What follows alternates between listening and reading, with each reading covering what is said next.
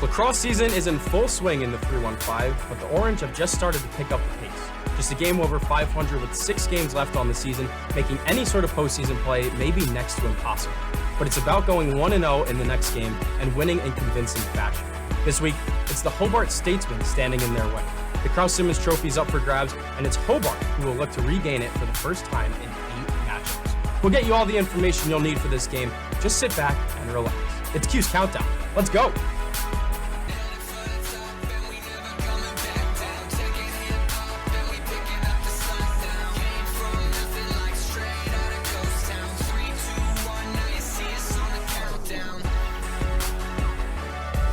Welcome into the CitrusTV studio alongside the literal 2 tallest analysts we could find, Austin Barach and Leo Silverman. I'm Spencer Pierce. Well, the second half of the men's lacrosse season has begun in Syracuse, and it's about time the team starts turning up the heat. What better way to do that than against a 1-win St. Bonaventure team, who came to the Dome on Tuesday night only to get absolutely trounced by the Orange 22-6. 14 different goal scorers for the Orange, but Austin, what stood out to you the most? The individual shot making of this team was incredible. I mean, you look at this team, they were highlight hunting all second half. It was like a Dude Perfect episode. One insane shot after another. 9-0 run out of the gate.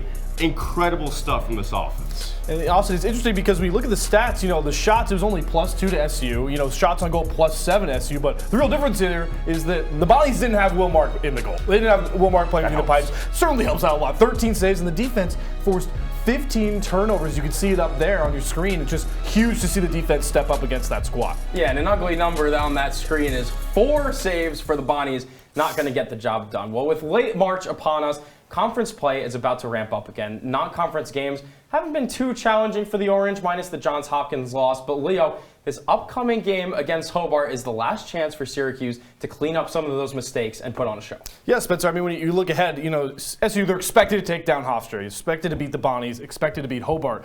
But how are they going to look against Notre Dame at home? At UVA, against North Carolina on the road. Those things they got to clean up for me. They just need to be better in those high-pressure situations. I mean, think about against Duke. SU's only possession was a total whiff in overtime. They could have won that game. And against Johns Hopkins, like you mentioned, they gave up 3 straight goals with the lead with 5 minutes left on the clock, and back-to-back turnovers on their offensive possessions. Cannot be doing that against the Fighting Irish and the other teams I mentioned. For me, Leo, improve the even strength offense. This team has proven to be very good in the player-up situation, and it was easy against St. Bonaventure to score those even strength goals. But as you mentioned, Leo, the road gets tougher from here on out. Clean it up this weekend against Hobart, and you could go into those matchups with momentum. So mistakes, what I'm hearing from you guys, mistakes have been pretty common theme so far. But you can't help but think what that record looks like if a ball or two bounces in SU's favor, because the fact of the matter is, this team kind of passes the eye test, despite being last in the ACC, which, by the way, only 5 teams deep. Austin, you could argue that this team's actually pretty darn good. The talent level on this team is insane. You're totally right, Spencer. If it wasn't for a stacked ACC, we'd be talking about this Syracuse team as one of the best in the nation. Yeah. I think that Joey Spolina and Owen Hiltz are 2 of the most pound-for-pound best lacrosse players in the nation. The Wizardry, they have tantalizing talents. They're so quick. This team is really, really good. And also, let's just go through, the other teams of the ACC real quick here. Number 1, Notre Dame in the entire nation. Number 3, Virginia. Number 4, Duke. 3 of the 5 are in the top 5. Are you kidding me? Number 14, UNC. Also, none of the rest of the ACC is even near dropping off. And you got to remember, this team is still a young project, right? You mentioned that talent, but there's still a lot of molding that has to go on. I would say this season is still a success, even if they drop every single ACC game they have remaining. Wow. I mean, all right, not time for the overreactions yet. But we're getting there. Well, a big reason for the 4 losses to this point is the face-off discrepancy. SC was cleaned up on face-offs since having an incredibly bad stretch with them, specifically losing 24 of 31 face-offs versus Maryland in the earlier part of the season. Leo, explain to those at home just how important it is to win a face-off and how that impacts a game. I mean, it's your entire way of getting possessions, right? I mean, unless you're forcing big-time turnovers, you're getting big-time saves, this is the only way you're going to get possessions. And even when you make the saves, get the turnovers, you have to get a whole clear out. If you can just win the face-off, you have your offense. And the problem with Syracuse is the last time I remember us being, this team being confident in a face-off player, Jacob Fopp in the 2020 season. That's a long time ago. That's a long time ago. It's been a while. I mean, when you look at the players you can really run here, Johnny Rachuza, or you talk about Mr. Fine as well, My problem is they're both young. Yeah, he's just fine. He's just fine. That's the problem, right? But they're young guys, Austin. You got to pick one in my mind because you need to give them consistency. They're learning this role, and we keep just trading back and forth between these two guys. It's a lot of trading. It's just face-off is where you set the tone for the entire game. It's right. It's where you get game possession, and again in that Duke game, especially, you mentioned the margin were so close. You're swimming upstream if you're Syracuse. If you keep losing at the face-off X, it's so critical to getting possessions and winning the game. Well, you mentioned setting the tone. What guy sets the tone better than Joey Spallina? Because we're at the point in the season where the Joey Spallina show has just gone on and on and on through 9 games. The chosen one has 23 goals and 17 assists, both which lead the Orange. And it's no secret that the Statesmen haven't faced a talent like this, not just this season, but in a very long time. Austin, how worried should Hobart be? Very. In a word, very, Spencer. This guy is great. Even when he doesn't score, he's generating assists. He draws so much attention to the field. But I will say he does struggle at times against size. Remember in the Vermont game against Spencer, Danny Manning. Oh, that's my guy. And against St. Bonaventure, Zach Weltner, who's going on to the NLL. He's going to be a desert dog. That's their name right there. A Las Vegas desert dog. He struggles against size, and Gary Gate knows that every time they play a game, they're going to put a big guy on him, so he's going to have to counter that against this Hobart team. But also, I want to go back to the point you made about how good Spallina is because, he was a highly talented prospect coming in, #1 overall, but you could just see him come in, try to be that scorer, but I'm really impressed by his playmaking, and we look back to the last time the Orange faced the Statesmen, they could shut down Tucker Dordevic. He was all about playing, the best player on the offense, just shooting. He was trying to score, they shut him out, and they nearly won the game. Spallina, if he's not scoring, he's going to create for others, and that's what's so important about his development. So just a bit ago, we talked a little strategy in terms of face-offs, but Austin, you have some more X's and O's to teach us about, that being the player-up offense. Take it away. Spencer, Syracuse men's lacrosse has struggled, it's had success, but one area where they've had sustained success is in the player-up opportunities. The Orange ranked #1 in the nation by far in goals scored in those situations, 25 top 6 percentage-wise. Example #1 will show is from North Carolina. This was a play that you've seen all over social media in the recent weeks. You'll see it here, a little bit of the 6-on-5 action. The ball will get tossed into Owen Hiltz, and right here, the play is over. 1, 2, 3, 4 guys are away from Leo and also, most importantly, Joey Spallina. Too easy for him. He's going to score every time given that opportunity. Second clip is against the Hofstra Pride on Long Island. Last week, the ball starts here with Michael Leo. And what happens is you'll see 44 and 24 are so worried about Alex Simmons that they get over-positioned over here. And so Spallina is going to be left wide open. The play develops. Oh, that is way too easy for number 22. Example #3 came from Tuesday night against St. Bonaventure. This situation, it's actually a 5-on-4. You'll see Leo back over here. And here you got Thompson. He's got to engage the defenders. This is just a decoy to really swing it to the left side. Okay, you got to flip fields in lacrosse. He's going to swing it to the left side. Simmons passed up a good shot for a great shot. Joey Spallina, 3 goals for him. He leads this team in points and goals. And this Syracuse offense, especially with player-up opportunity, they get to utilize their creativity. It's been really good to see so far. And you can keep doing that going forward because no team in America can stop them when they're playing like that. Thanks, Austin. When we come back, what exactly is the Kraus Simmons Trophy and why is it such a big deal? Plus, our marquee matchups that we think you need to know. We'll be right back.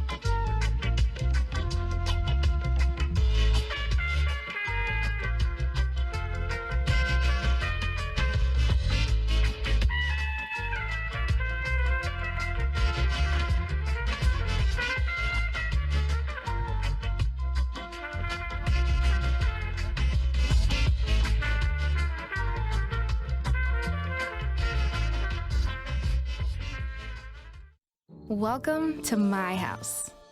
everybody's pretty tired of each other. The walls were closing in. Clearly, a case of too much family, too close, 24/7. If this sounds like your house, try going someplace new. YourLifeYourVoice.org. You'll find lots of ideas to help you handle the family stresses of being confined to close quarters.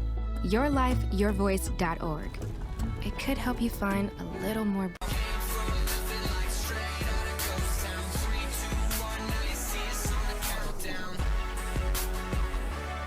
Welcome back to Cuse Countdown. That's Austin Barach. That's Leo Silverman. And I'm Spencer Pierce. The last time the Carl Simmons Trophy was played for, Syracuse was expected to blow Hobart out despite their 1-3 record. That definitely did not happen, as Syracuse just squeaked by 18-16. Brandon Curry and Tucker Dordevic both had 5 goals each, and it still almost wasn't enough. Austin, not to spoil your prediction, but you think that happens again? I certainly hope, if you're an Orange fan, you certainly hope it doesn't come down to a 2-goal game. Brendan Curry had to score with 12 seconds left to put the dagger away. Those heroics are something that you definitely don't want to see if you're an Orange fan. The only 3 returners from last year's game who scored are on this year's team, of course. A lot of newcomers who are good, but man, Leo, it shouldn't be that close again this year. Yeah, also I remember watching back the highlights. I was, so amazing to watch that goal from Curry, and then I realized, why is this even happening against the Statesmen? And honestly, it was kind of a foreshadowing for how the rest of the season was going to go. They lost that game to Army at home. It was like, okay, bad loss, but playing Hobart this close, that was the real red flag for me. Yeah, it just wasn't too pretty. Well, through 7 games, the Statesmen have definitely had an interesting trend. Stop me when this gets annoying. A win against Canisius. All right, it got annoying already. A win against Canisius on February 11th, followed up by a loss against Lehigh the next week. Next game, a win versus Colgate, only to be followed up by a loss to Cornell. They then go win-loss again, and their most recent game was, yeah, you probably guessed it, a win. Leo, does that mean we can chalk this one up as a W? I mean, I would regardless if they were going win-loss right now, just because of how I feel about the Orange in this matchup. But I think you make an interesting point because it's so fun to find those trends in sports, just such a simple win-loss. But you kind of allude to it. The matchups also dictated. They played number 3 Cornell. That's going to be an obvious loss. Then Robert Morris right after, going to pick up a win there. And then they had to take on another Ivy school. The Ivies were the king of NCAA men's lacrosse last year, lose to Dartmouth, and now they follow that by Providence. They play us, and who do they play after, Austin? The Bonnies, who have 1 win. So I feel like it's going to keep going all season. Should, right? Dartmouth and Lehigh lost it to them. I don't think this is a Statesman squad that has an impressive resume at all. Even against Providence, coming off of that win there, they scored 13 times, but on 57 shots, that's a 23% goal percentage. That's not going to get it done. This team has a lot. It has to do a lot in order to upset the Cuse, if you will. I'm kind of mad at you. I know I told you to tell me to stop if I was being annoying, but that was kind of a rhetorical statement. I didn't think it was 1 second, too. Yeah, right? As promised, it's time for our marquee matchups. It's already been touched on, but it's the face-off, specifically Adam Shea of Hobart against SU. Austin, how big of a matchup is this? Huge matchup, right? We already mentioned how critical the face-offs are, how it dictates the whole game. And I was actually looking at some film of Shea, and it turns out strong lower body, but kind of a weak upper body. He's losing a lot of matchups in his last 2 games. For the whole year, over 50%, but last 2 games, hovering around 40%. I think this is actually a sneaky matchup that might favor the Orange. And also, I think this is a matchup on the Orange side where, like I talked about earlier, you got to figure out who is the face-off guy to start, and I think stick with him. Johnny Petruza has been wishy-washy, but if he can step up against Shea, I think he earns that bid. And then we got to see how Mr. Fine does. I mean, he's had a couple of fine games when he stepped in, but does he deserve to go up to that starting face-off guy? Got to figure it out against Shea. Austin, throwing stones from a glass house talking about upper body strength, man. Whoa! Let me see those guns. I worked out just 2 hours ago. All right. He's got a post-gym pump. Well, another fun matchup is going to be Anthony Detellis, who not only is the Statesman's best player, but he's one of the most prolific goal scorers in the entire country, ranked 15th against SU's best defensive player, Nick Kakemo. This should be a good one, Leo. I'll let you take the floor. Honestly, Detellis is the only person I think you have to worry about from the Statesman. So if you can play pregame for him well, it should be easy. But I'm really just more concerned to see how Kakemo, or in a broad sense, Austin, somebody on this defense who wants to step up and be the leader. Because it's been a while since I've seen a real leader on this SU defense. Kakemo was brought in to be that guy. He's looked lackluster. They made a lot of sloppy mistakes this year. He's looked a little bit better these last couple games, but let's continue that trend going into the ACC slate. I like that, Leo. I think that Kakema was really locked in on Tuesday against the Bonnies. He was forcing his guys right, and right is the place where you want to take Tutelis. He's a lefty, and I think that Kakema can frustrate him into taking high-to-high shots, low percentage there. Tutelis, for how good he is only 5th on his team in shooting percentage among high-volume shooters. So I think he could frustrate him. Again, a matchup that I think might favor the Cuse. All right, well, lots of offense, but you know the saying. It's defense wins championships. Is that why Syracuse hasn't won a championship since 2009? It could be. Regardless of the fact, Leo's got a bone to pick with some inconsistencies on the defensive end. Leo. Well, Spencer, it seems like the big word around this Syracuse men's lacrosse team is inconsistency. And for me, that inconsistency comes on the defensive end throughout this season, except for my main guy, Will Mark, who's been killing it. But his defense isn't doing him any favors, especially against those big-time opponents in big crunch-time moments. We'll go into our first clip here against the Blue Devils. Down one late in the 4th, and wow, what a save from Will Mark. Puts his body on the line, gets the block. But what is Caden Cole doing? Just falls asleep, lets his man pick up the ball, throw it in for a huge goal to put Duke up 2. You can't be playing that way against anybody in this country, especially a ranked Duke squad. But inconsistency doesn't just mean the negative. It also means there's some positives. And when we move into the game against Hofstra this past week, you're going to see some of those positives from the Syracuse defense. And hey, look who it is down there. It's Mr. Caden Cole once again. Beautiful job forcing his man downfield, keeps him in front of him this entire time. He's below the pipes. That guy has nowhere to go with the ball. So he's completely stuck. And what does Caden Cole do? Locks him out, gives him a tough angle for a shot. And Will Mark is going to make that save 10 times out of 10. So if Syracuse's defense can play like that going forward, especially against those big-time opponents, Virginia, Notre Dame, to name a few up on the schedule, this team can really turn around their season. But the problem is, if they look like they did against the Blue Devils, they're going to be dropping a lot of games. So this game against Hobart is a huge, big-time spot for a tune-up for this defense. Also has the added bonus of the illustrious Krause-Simmons Trophy that, Spencer, I know you're dying to talk about. You bet I am. Thanks, Leo. As mentioned already, the winner between Syracuse and Hobart each year gets to hoist the Krause-Simmons Trophy. Sounds awesome, right?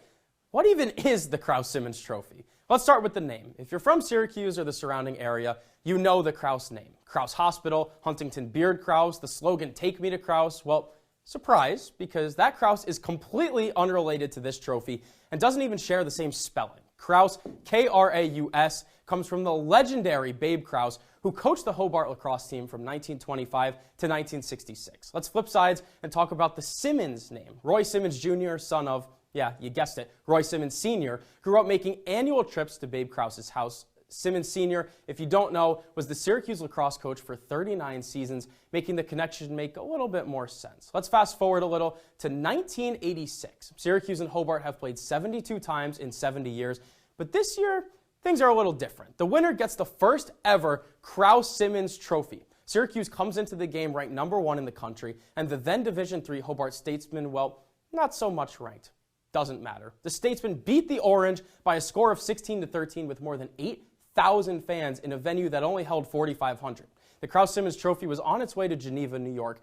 After that, though, not so much. SU won 19 straight Krause-Simmons trophies and at one point lost just 2 of 33 matchups. Our last fast forward is to the present day, where SU has won the last 8 straight games against Hobart. The record in the rivalry, 108-26. So this week, when you're watching the game and you see that Krause-Simmons Trophy lifted by one team or another on the illustrious JMA Wireless Dome turf, think back to the history lesson you just got, and you can thank me later. Well, coming up, we'll trade our history books for the red carpet because we've got an award show that you won't want to miss. It's the Countdown Choice Awards, and we hope to see you there in just a bit.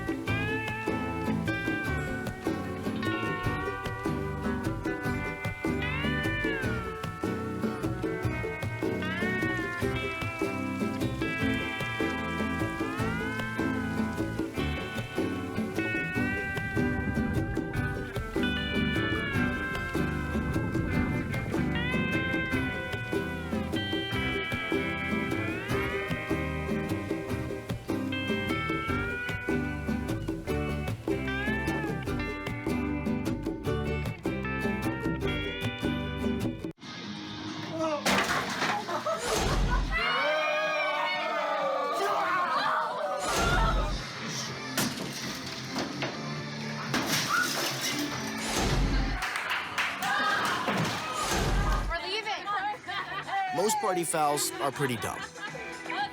But if you decide to drink and drive underage, you could lose your license and your freedom. Underage drinking and driving. The ultimate party foul.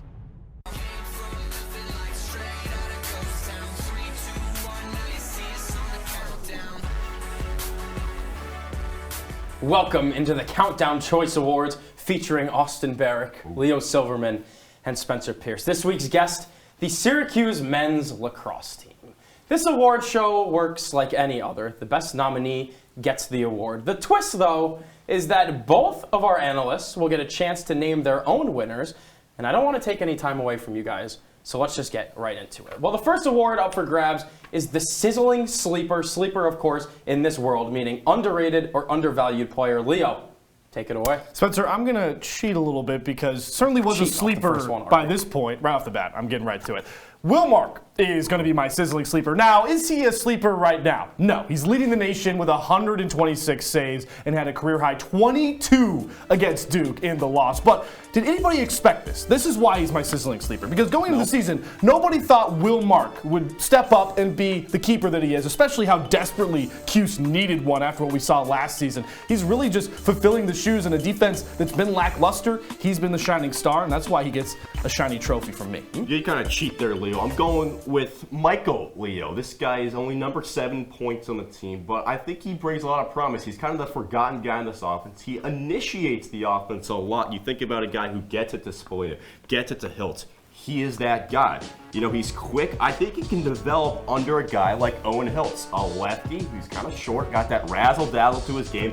In a few years, under the guidance of Owen Hiltz, he can be one of the best players in the country. And best part about this, Leo, you'll appreciate this. It's a 2 names in 1. Whoa! Michael Leo Silverman. How about that, guy? You know what you'll appreciate even more? If you don't know, Leo's first name actually Michael, so Michael Leo Silverman. It's true. But he's a cheater, so whatever. Number 2 is the show-stopping shooter award. This one going to the best, well, you got it, shooter or offensive player to wear orange this year. AB, you got this one. Oh, I cannot wait to talk about this player. His name is Cole Kirst, okay? Here we go. I understand the 11 goals might not tell you a lot in terms of his goal-scoring ability, but the way that he celebrates, it should count for 2, okay? Whoa. He does a fist bump every time. It's electric stuff. The Sellies, that really speaks to the larger point with him. He is an awesome teammate. He celebrates all of his teammates' accomplishments. He's the first guy to congratulate them. He knows what to do. Every good team needs a guy like Cole Kirst, okay? If Cole Kirst was a religion, I'd follow it. That's how much I love Cole Kirst. He makes me want to be on a team again. I love this guy. Certainly we'll shout out the also current Newhouse student along with us. But my pick, we're going to go to a guy who's been doing it past this season before and now. Jackson Birtwistle is my pick for that dazzling shooter. I mean, there were points last year in that 10-loss season where nobody looked good for Cuse. Jackson Birtwistle did. He looked like a shining star. One of the few guys, I'd say the only guy that was sticking around until next season that we could really be confident about coming into this squad. And 17 goals this year has been pretty stellar. And his highlight, 3 goals, a hat trick versus Duke. It kept the Orange alive in that game to sputter them at least to overtime. He has been that sizzling shooter that will get the hardware in my mind. Leo, so your award actually fits the criteria. Austin, you vouched for the cheerleading award instead of the scoring award. Last but not least, it's the Dome Disappointment Award. This one goes to the guy who was supposed to be him, but turned into a regular old Jim. Old Jim. We got a few of those on campus. Leo, all you. I mean, this one is kind of obvious if you've been following along, hopefully the whole entire show. I'm going to go with Nick Kakamo. When you look back to the great defenders from Syracuse's time, there's so many that you've got to think of. Nick Mellon, back in when we were freshmen, that's a long time ago, was like the anchor for this defense. Yeah, exactly. But he was the anchor for this defense. I'll tell you the story. And he was such a star for this squad, really helped out. And now, since then, who have you really looked to? I mean, there's nobody on this defense. Nick Kakamo was brought in to be that anchor, to be that leader. And what have we had so far against those big-time opponents? We've had slip-ups. You saw me show the Duke game where defenders were caught lacking. It wasn't Nick Kakamo, but he's the leader that has to make sure those mistakes don't happen. He's been a disappointment for me in his sophomore year. hopefully you can turn it around with the next two. I don't think he's too bad. I think most of these guys on the team are pretty good, but if I had to choose one, it would be Johnny Rachusa. He struggled all season. He lost the face-off battle against almost everybody across this season. Maryland, 7 for 31. He lost against Holy Cross. This team is not that good. They're not going to reach their ceiling because of him. That's why Jack Fine's playing more. Rachusa, sadly, my guy, you get the dome disappointment from me. Yikes. Well, coming up, we've told you all you need to know about the men's lacrosse team, but there's another team on campus that is lighting up the lacrosse world. That and our predictions coming in hot. We'll be right back.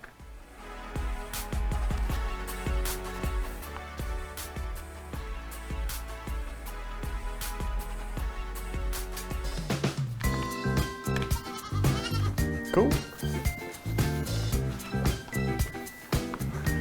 I really hate myself. Loved it, man. I loved it.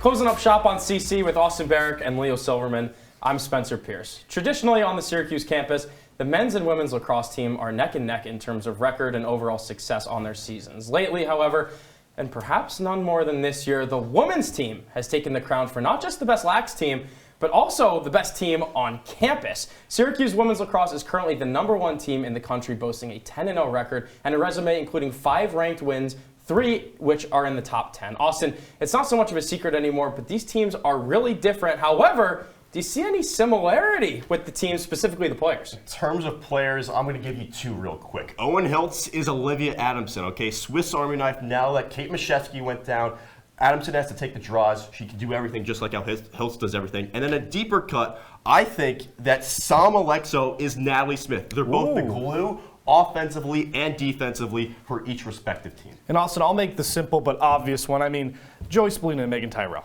They're just easy. Come on, I mean, they can score, they can set up others so well. It's a match made in heaven. I mean, that's the way to do it, right? All right, well, it's that time for predictions. And at this point, we know these ain't hitting, but it's worth a shot anyway. Leo, what do you got? 20-9, the Statesmen are going down to the Orange here. It's not going to be close, and mainly, Austin, it's because the offense for SU is clicking on all cylinders right now. They scored 38 goals in their last 2 games. I think they're going to make it about 20 on average for the past week with this win. Joey Spallina is going to feast in this one. It's interesting because in recent years against the Statesmen, the Orange have hovered around 20 goals per contest. This year, I don't think they quite get there. Give me the Cuse 19-10. I think Syracuse starts off slow. Again, against the Bonnies, it was 1-1 to start and then an explosion offensively. So I think it'll be a slow start again, but eventually you'll see these guys emerge and take over the game. 19-10, Syracuse takes it. All right, so we're all hanging around the 9-10 goal region, which actually I have to tell you the truth. Leo looked at my prediction and stole it from me and then added a few goals to it. That's a 2-time cheating offense. Wow. I have Syracuse I see no proof, so you can keep. This guy just interrupted my prediction, too. I mean, you're a cheater, you're a liar, you're a not. I mean, this is becoming crazy. Someone has to be the villain. I mean, I guess so. I have Syracuse winning this game 17-9. Like I said, hovering in that around that 9-goal range. I think Will Mark has just been incredible. Quick pop quiz, guys. Kraus Simmons Trophy. What about it? Give me one fact that you learned. I don't think you can. SU's won it the last 8 times. Okay. 33 of the last 35, Syracuse has won. All right. Ace that. They're pretty good. I'm pretty lucky to share the desk with you guys. And that's all the time we have here on CC. Make sure to follow us on Twitter and Instagram at CitrusTV Sports. For Austin Barach and Leo Silverman, I'm Spencer Pierce. Enjoy the game.